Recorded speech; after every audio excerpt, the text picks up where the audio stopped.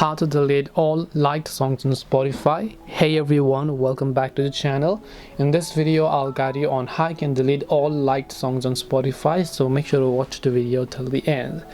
So if you want to delete all of the liked songs on Spotify, it is actually very simple to do so, because all you have to do is go ahead and then just make sure to launch the Spotify application here.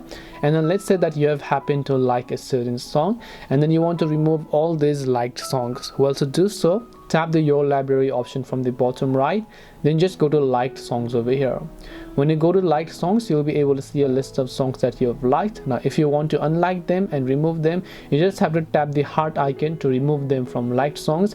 The problem here is that you cannot do this all in once, you have to do them one by one, so that's just a thing you want to understand. But anyway, this way you'll be able to remove the liked songs on Spotify. Hope this video was helpful. If you have got any questions, feel free to leave them down. Thank you very much for watching till the end, and see you soon in our next video.